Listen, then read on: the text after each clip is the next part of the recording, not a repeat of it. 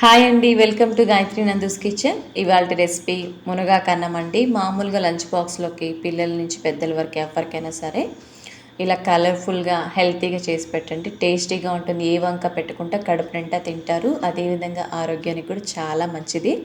అది ఎలా చేసుకోవాలో చూద్దాం. ముందుగా పచ్చిశనగపప్పు 1 టీ స్పూన్, ఇందులోనే జీలకర్ర 1 పావు టీ స్పూన్, అదేవిధంగా మినపప్పు కూడా 1 టీ స్పూన్ తీసుకోండి. ఇలా తీసేసుకొని ఇందులోనే ధనియాలు కూడా 1 టీ స్పూన్ వేసుకోండి. ఇలా వేసుకొని ఎండుమిర్చి మీరు కారం తగినంత చూసుకొని వేసుకోండి. ఇక్కడైతే నేను 2 తీసుకుంటున్నాను. ఇందులోనే మిరియాలు కూడా 1 టీ స్పూన్ వేసేసుకోండి. ఇలా వేసుకొని లో ఫ్లేమ్లో బాగా కలుపుకుంటూ ఫ్రై చేసుకోవాలి. ఇలా ఫ్రై అవుతున్నప్పుడే చింతపండు ఒక చిన్న ముక్క ఒకటి వేసుకోండి. ఇలా వేసుకోవడం వల్ల ఫ్లేవర్ చాలా బాగుంటుంది.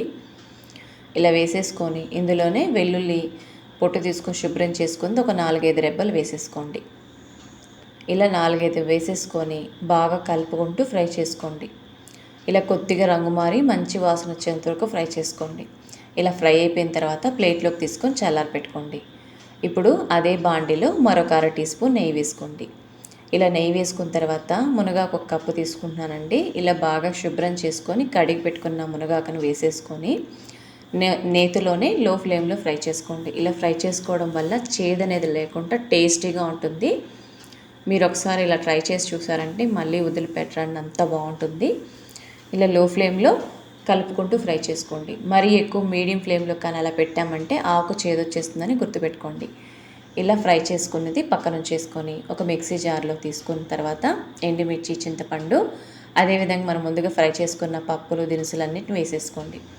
వేసుకొని మరీ నున్నగా కాకుండా కొంచెం బరగ్గా కచ్చాపచ్చగా పట్టుకోండి. ఇందులోనే రాళ్ళుప్పు, రుచికి సరిపడా సాల్ట్ వేసేసుకోండి. లేదు అంటే రుచికి సరిపడా సాల్ట్ అయినా రాళ్ళు పైన ఏదైనా వాడుకోవచ్చండి. ఇలా చూపిస్తున్న విధంగా బరగ్గా పట్టుకున్నాం కదా, ఇందులో ముందుగా ఫ్రై చేసుకున్న మునగాకు బాగా చల్లారిపోయిన ఆకుని మిక్సీ జార్లో నీట్గా వేసేసుకోండి. ఇలా నలిపితే క్రిస్పీగా ఉంది చూసారా, ఇలా బాగా క్రిస్పీగా ఫ్రై అయ్యేంత వరకు ఫ్రై చేసుకోండి. ఇలా ఫ్రై చేసేసుకున్న తర్వాత బాగా చల్లారిపోయిన తర్వాత మిక్సీ జార్లో వేసుకోండి. వేడి మీద వేస్తే టేస్ట్ మారిపోతుందండి. అందువల్ల బాగా చల్లారిన తర్వాత వేసుకొని 1 లేదా 2 సార్లు జస్ట్ అట్లా బ్లెండ్ చేసుకోండి. మరి నున్నగా చేస్తే టేస్ట్ బాగోదు. ఇలా బ్లెండ్ చేసుకున్న మునగాకు మసాలాని పక్కన ఉంచుకోండి. ఇప్పుడు ఒక చిన్న పోపు పెట్టుకుందామండి. చాలా బాగుంటుంది, ఇలా చేసి చూడండి. ఇప్పుడు అదే బాండీలో 1 టీ స్పూన్ ఆయిల్, అదేవిధంగా 1 టీ స్పూన్ నెయ్యి వేసుకుందామండి. నెయ్యి మీ ఆప్షన్, నెయ్యి వేసుకుంటే టేస్ట్ బాగుంటుంది. ఇలా వేస్ట్ చేస్తేనే చక్కగా ఉంటుందండి. ఇలా వేసేసుకొని ఇందులోనే ఆవాలు 1 టీ స్పూన్ వేసుకోండి.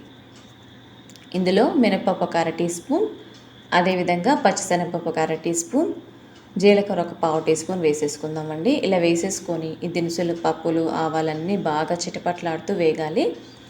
ఇలా కలుపుకుంటూ కొద్దిగా రంగు మారి బాగా చిటపట్లాడుతూ వేగేంత వరకు వెయిట్ చేయండి. ఇలా బాగా చిటపట్లాడుతూ వేగుతున్నప్పుడు మీడియం సైజు ఉల్లిపాయ 1 సన్నగా తరిగి వేసేసుకోండి. వేసుకొని చక్కగా మిక్స్ చేసుకోండి.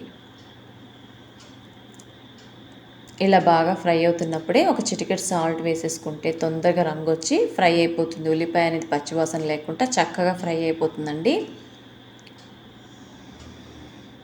ఇలా ఫ్రై అయిపోయిన తర్వాత బాగా రంగు మారిపోయి ఫ్రై అయిపోయింది కదా, ఇప్పుడు పల్లీలు, ఫ్రై చేసుకున్న పల్లీలను ఒక 3 టీ స్పూన్లు వేసేసుకోండి. వేసుకొని మనం ముందుగా రెడీ చేసుకున్న మునగాకు మసాలాను కూడా వేసేసుకోండి.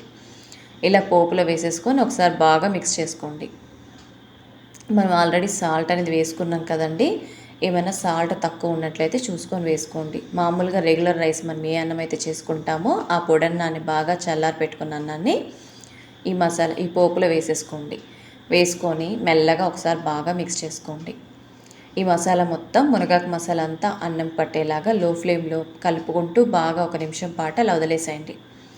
ఇలా చక్కగా ఫ్రై అయిపోయి ఉప్పు కారం అంతా పట్టి బాగా రెడీ అయిపోయి పొడిపొడిలాడుతుంది చూసారా. ఇప్పుడు వేడివేడిగా సర్వ్ చేసుకున్నా సరే, మధ్యాహ్నం లంచ్ బాక్స్ తీసుకెళ్ళినా చాలా బాగుంటుంది.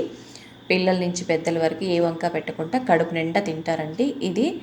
ఈ రెసిపీ హెల్తీగాను ఉంటుంది, టేస్టీగా ఉంటుంది. మీరు ఖచ్చితంగా ట్రై చేయండి. మీకు నచ్చితే ఫ్రెండ్స్కి, రిలేటివ్స్కి షేర్ చేయండి.